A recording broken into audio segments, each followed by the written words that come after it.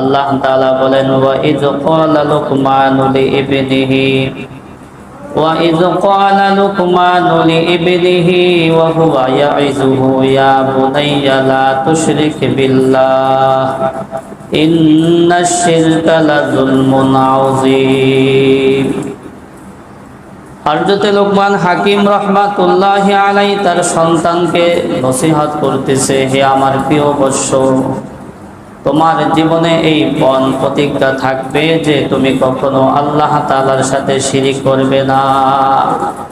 ইন্নাশ শিরকা লাযুলমুন আযীম, বলেন শিরিক হইল মহাপাপ, শিরিক হইল মহাপাপ। তো এটা আল্লাহ তাআলা কোরআনের মধ্যে কেন তুলে ধরলেন? কিয়ামত পর্যন্ত আনেওয়ালা উম্মতরাও যাতে করে তাদের সন্তানদেরকে এই নসিহতগুলো করতে পারে, এই জন্য আল্লাহ তাআলা এটা কোরআনের মধ্যে তুলে ধরেছেন যে আমরা যাতে করে শিরিকের মধ্যে লিপ্ত না হয়ে যাই, আমাদের সন্তানরাও যাতে করে শিরিকের মধ্যে লিপ্ত না হয়ে যায়। শিরিক এমন একটা গুনাহ, যদি কোনো ব্যক্তি শিরিক করে তাহলে সে জান্নাতের আশা করতে পারে না। বলে যেই ব্যক্তি শিরিকের সাথে জড়াবে, যেই ব্যক্তি শিরিকি গুনাহ করবে, আল্লাহ তাআলার সাথে শিরিক করবে, তার জন্য জান্নাত হারাম হয়ে যাবে, তার ঠিকানা হবে জাহান্নাম।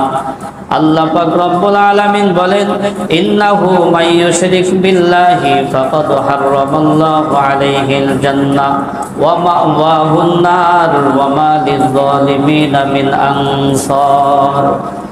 আল্লাহ পাক রব্বুল আলামিন বলেন যেই ব্যক্তি শিরিক করবে, শিরিকের গুনাহ করবে, শিরিকের সাথে জড়িয়ে থাকবে, আল্লাহ পাক রব্বুল আলামিন তার জন্য জান্নাতকে হারাম করে দিবেন। ওয়া মাওয়াহুন নার, এবং তার ঠিকানা করে দিবেন জাহান্নাম। ওয়া মা লিয-যালিমিনা মিন আনসার, জালিমদের কোনো সাহায্য সহযোগিতা করবেন না আল্লাহ তাআলা। তাহলে শিরিকের গুনাহ করলে জান্নাতের আশা করা যায় না। আল্লাহ পাক রব্বুল আলামিন আয়াতের মধ্যে বললেন যে ব্যক্তি শিরিকের গুনাহ করবে, শিরিকের গুনাহ করবে, আল্লাহ তাআলার সাথে শিরিক করবে, তার ঠিকানা হবে জাহান্নাম, তার ঠিকানা হবে জাহান্নাম, জান্নাত তার জন্য হারাম হয়ে যাবে। এই জন্য শিরিক থেকে আমি নিজে বেঁচে থাকব, আমার সন্তান সন্ততি যারা আছে তাদেরকেও শিরিক থেকে বেঁচে থাকার জন্য উপদেশ দিব, উপদেশ দিব। শিরিক এমন একটা গুনাহ, যদি কোনো ব্যক্তি 70 বছর, 60 বছর, 50 বছর আল্লাহ তাআলার ইবাদত করে একটা গুনাহও না করে, কিন্তু ইন্তেকালের পূর্বে একটা শিরকে গুনাহ করে, তাহলে সব আমল বরবাদ হয়ে যাবে। যত আমল করছে, একজন মানুষ 60 বছর হায়াত পাইছে, 70 বছর হায়াত পাইছে, 50 বছর হায়াত পাইছে, বলে ইন্তেকালের পূর্বে জবান দিয়ে একটা শিরকি কথা বের হয়ে গেছে, তাইলে তার সব আমল শেষ হয়ে যাবে। আল্লাহ পাক রব্বুল আলামিন বলেন ওয়ালা ক্বাদ উহিয়া ইলাইকা ওয়া ইলাল্লাযিনা মিন ক্বাবলিকা লা ইন আশরাকতা লা ইয়াহবাতান্না আমালুকা ওয়া লা তাকুনান্না মিনাল খাসিরিন।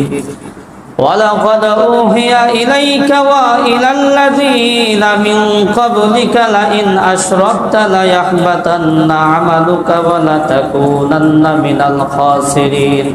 আল্লাহ পাক রব্বুল আলামিন নবীকে বলেন আমি আপনার নিকট এবং আপনার পূর্ববর্তীদের নিকট এই মর্মে ওহী প্রেরণ করেছি, যদি আপনি শিরক করেন তাহলে আপনার সব আমল বরবাদ হয়ে যাবে, আপনি ক্ষতিগ্রস্তদের মধ্যে অন্তর্ভুক্ত হয়ে যাবেন।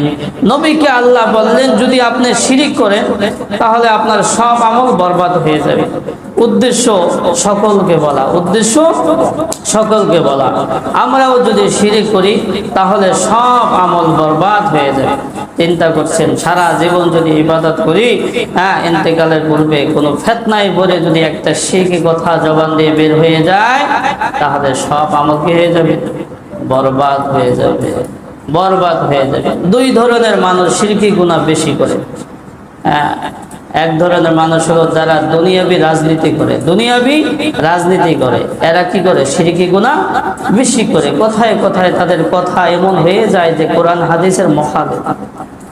আরেক শ্রেণীর মানুষ হলো ভণ্ড গুরু, যারা কবর মাজার পূজা করে, এই দুই শ্রেণীর মানুষ শিরকের সাথে বেশি জড়িত। কিছু স্বার্থে, কিছু প্রমোশনের জন্য, একটু প্রমোশনের জন্য কি করে, কোরআন হাদিসের বিরোধিতা করে, কোরআন হাদিস মানতে চায় না, কোরআনে আইন মানতে চায় না। বুঝা যাচ্ছে? যাই হোক, শিরিক করলে সব আমল বরবাদ হয়ে যাবে। যত আমল করছি, যদি ইন্তেকালের পূর্বে একটা শিরিকি কথা বের হয়ে যায় আমার জবান দিয়ে, তাহলে সব আমল বরবাদ হয়ে যায়।